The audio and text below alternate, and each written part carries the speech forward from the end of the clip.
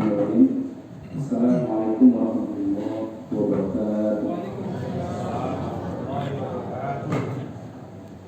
Alhamdulillahirabbil alamin wa bihi nasta'inu 'ala umuri waddin wa 'ala alihi wa sahbihi ajma'in.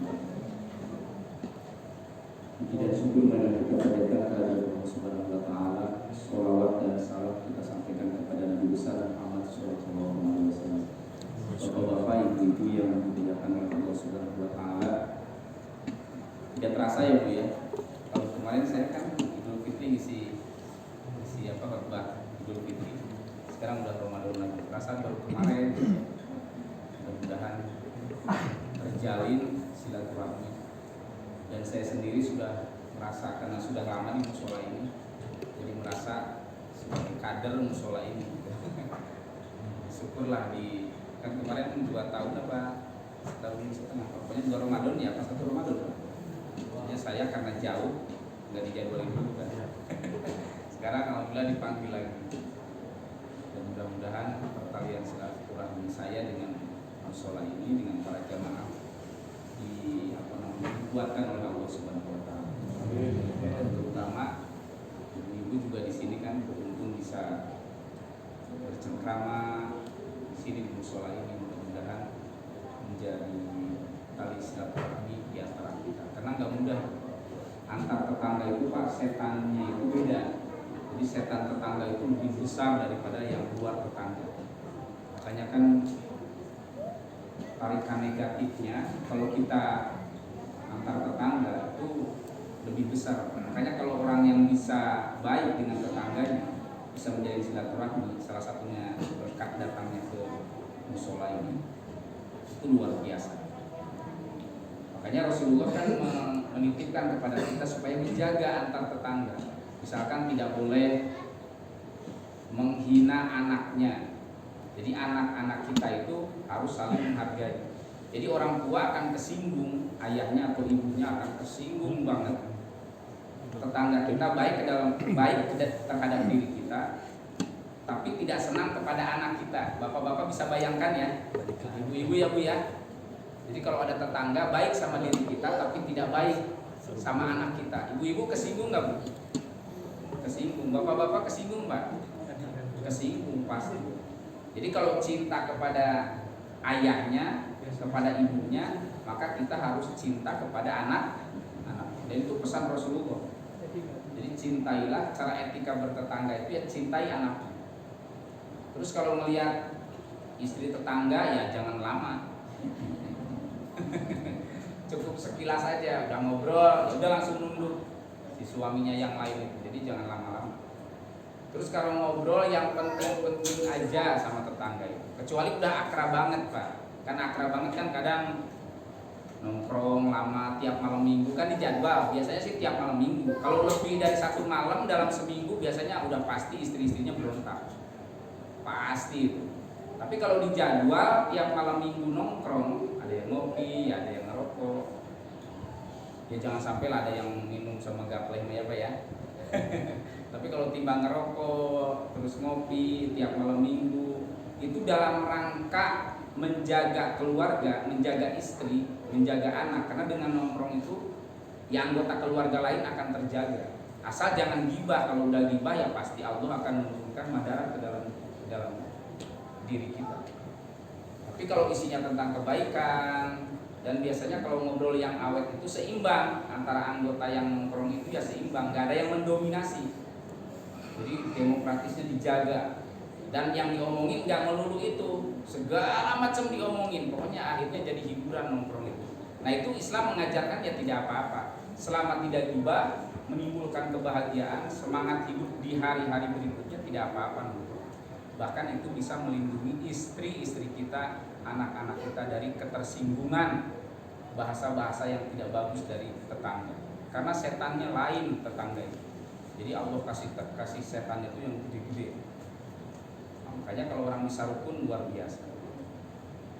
Nah kita kembali kepada tema tadi, sebenarnya nggak persis itu ya Pak. Saya mungkin ini sebenarnya tema yang malam pertama tarawih. Kata saya langsung aja juga kayak musola ini. Jadi saya nggak sempat menyesuaikan dengan judul yang dikasih dari musola. Saya akan bicara tentang sunat puasa. Yang pertama itu menyegerakan berbuka. Jadi kalau berbuka disegerakan. Jadi nggak boleh ditunda-tunda terus misalkan adzan sudah datang maghrib, ya kita masih ngobrol 5 menit, 10 menit, ya jangan. Nanti kita tidak dapat faedahnya sunnahnya dari Rasulullah Muhammad SAW. Yang kedua berbuka dengan kurma. Jadi kurma itu kan manis, tapi akhirnya itu disandingkan atau disamakan dengan makanan-makanan lain. Pokoknya hal-hal yang manis, teh manis, terus kue yang lengket, ya pokoknya yang mendekati seperti kurma. Jadi itu menjadi sunnah bagi kita, karena nanti itu kaitannya dengan lambung. Jadi kalau lambung kita itu kan akan sehat. Makanya kalau lambung sakit kan di tengah. Saya dari semenjak SMP kali sampai sekarang punya lambung, dan sekarang ya tambah parah, tapi jarang karena saya selalu mengantisipasinya dengan buah-buahan dan air putih tiap hari. Kalau itu lupa buah-buahan atau sayuran, lambung kerasa. Padahal kondisinya semakin parah, tapi Allah sembuhkan, bahkan bisa berbulan-bulan gak kerasa. Karena kenapa? Karena sayanya disiplin buah-buahan sama air putih. Nah tapi ada kabar bahwa itu dengan gula saja bisa. Jadi gula yang manis itu diemut aja, kalau dada kerasa sakit itu kan lambung. Gula diemut langsung, saya ngerasain ya langsung sembuh. Dalam 5 menit langsung sembuh lambung itu. Nah kenapa disiplin bisa sembuh gitu? Ya karena saya jarang ke dokter. Ya kalau bisa pusing-pusing atau apa ya segeralah dengan, karena saya lebih ke darah tinggi. Jadi saya bukan darah rendah, darah tinggi. Makanya semua sistem makanan itu berpengaruh. Jadi ya jangan yang mendekati yang darah tinggi. Ya saya harus senang sayuran, harus senang buah-buahan, dan akhirnya walaupun lambung itu secara medis terlihat tambah parah dan memang saya ngerasa tambah parah, tapi karena saya disiplin terhadap yang manis itu tadi, gula diemut gitu ya, buah-buahan, dan akhirnya berbulan-bulan kadang tidak terasa. Nah kalau itu lupa biasanya terasa. Nah itu menjadi sunnah ya Bu ya, berbuka puasa dengan kurma. Yang ketiga berdoa sewaktu berbuka puasa. Ini doanya bareng-bareng semua Pak. Allahumma laka sumtu wa ala rizkika abtartu dahabat doma'u wabtalatil uruku wa tabatal ajru insya Allah. Nah, jadi kita berpuasa karena Allah memberi rizki, kita berbuka puasa. Setelah itu dahaga, ini artinya ya, maksudnya maknanya dahaga hilang seketika dengan berbuka itu. Urat-urat leher itu ya maksudnya tenggorokan tersirami air dengan minuman. Nah itu semuanya pahala telah ditetapkan oleh Allah Subhanahu wa taala jika Allah menghendaki. Luar biasa nikmat. Ini hadis Bu. Tadi yang Ibu bacakan itu adalah hadis Bukhari Muslim. Yang keempat, sunnahnya puasa itu adalah makan sahur setelah tengah malam. Jadi dia dapat pahala 2. Kalau yang sebelum tengah malam, sebelum jam 12 malam itu tidak dapat pahala sunnah. Tapi kalau bapak-bapak ibu-ibu sahur setelah jam 12 malam itu dapat pahala 1 sunnah Nabi besar Muhammad SAW. Nah digabungkan dengan mengakhirkan sahur, jadi 2 pahalanya, pahala sunnahnya setelah tengah malam 1, yang kedua mengakhirkan sahur. Jadi mengakhirkan sahur itu sekitar 25 menit sebelum imsak atau 20 menit sebelum imsak. Tapi jangan sampai ini, ada rekan saya itu saking cinta sunnahnya jadi nggak perhatian juga. Akhirnya sekeluarga itu dibawa ke dalam akhir sahur makannya. Tapi kadang 6 menit sebelum imsak, ya jangan begitu juga. Masa 6 menit sebelum imsak atau 5 menit sebelum imsak? Ya orang juga keteter dan deg-degan juga kan imsak. 5 menit, masa 5 menit? Maksud akhir sahur itu ya bukan itu. Apalagi kita ngajak seanggota keluarga, ya nanti bisa jadi madara. Mending kalau makannya bisa cepat tepat waktu, dan juga makan kan tidak boleh cepat-cepat. Jadi bayangan akhir sahur yang diakhirkan itu adalah 20 menit atau 25 menit sebelum imsak. Kalau 1,5 jam, kalau 1 jam juga itu belum dapat pahala akhir. Tapi kalau sudah 25 menit sebelum imsak atau 30 menit lah paling lama sebelum imsak, nah itu kita dapat pahala sunnah mengakhirkan sahur. Jadi sahur itu sunnahnya diakhirkan 30 menit 25 menit sebelum imsak. Yang keenam, memberi makanan untuk berbuka puasa kepada orang yang berpuasa. Malah ini pahalanya ya sama, luar biasa ya, memberi buka puasa kepada orang yang berpuasa. Jadi pahalanya tuh sama dengan kita berpuasa 2 kali berarti. Kalau kita ngasih ke 1 orang, berarti pahala kita 2 kali puasa diri kita. Kalau 3 orang ya 3 kali puasa diri kita, kan luar biasa. Kebayanglah itu pahalanya besar sekali. Selanjutnya adalah hendaklah memperbanyak sedekah selama Ramadan. Jadi kadang kita saking semangatnya, kadang tanggal 1 sampai tanggal 15. Setelah itu apalagi udah mendekati lebaran, udah nggak kerasa lagi Ramadannya. Tidak begitu. Jadi sampai akhir Ramadan ya pahala sedekahnya diperbanyak oleh Allah Subhanahu wa taala. Nah, pokoknya perbanyak terus sedekah. Dan itu Pak, Bapak-bapak, Ibu-ibu, sedekah itu nanti dalam tahap pembelajaran memang sih pertama-tama agak kepaksa. Ya mungkin keikhlasannya. Nah, padahal kalau udah terlatih, ya itu kan berkenaan juga dengan saraf-saraf kognitif di dalam pikiran kita. Jadi iman tadi asahnya yang nggak bisa langsung juga. Nanti kalau udah mulai senang terus bersedekah terus dilatih, ya nanti akan semakin senang. Saya perhatikan nanti akan jadi disiplin rohani. Orang-orang yang sukses itu saya perhatikan, orang-orang sukses saya perhatikan itu mereka seimbang. Jadi semangat hidupnya itu lahir ketika dia itu peduli kepada orang lain. Saya kan mengasuh pemulung ada sekitar 80-an lah. Sekarang sudah ada yang kuliah. Saya juga kadang merasakan, ya Allah, mereka dulu mulung gak sekolah, putus sekolah, sekarang tiba-tiba sudah ada yang kuliah 3 orang. Sudah ada yang lulusan SMA udah banyak. Pokoknya disekolahkan apa. Saya kadang merasa, ya Allah, luar biasa. Dan itu yang menitipkan dana itu semangat. Nah, saya sendiri itu kalau itu dilepas Pak, nggak sanggup bener. Kalau saya bayangin saya ngurus ibu-ibunya yang tadinya nggak bisa baca Quran jadi bisa baca Quran dengan lagunya malah. Terus debaan ya, debaan itu ya berjanji tentang kisah Rasulullah terus dilakukan. Mereka sudah bagus suaranya. Saya kadang nggak nyangka. Padahal mereka itu tahap rohaninya berproses. Jadi nggak bisa pas saya membina 2010-2011 di awal 4 tahun atau 5 tahun pertama nggak mau sholat mereka, nggak mau karena mereka merasa kecewa terhadap kehidupan.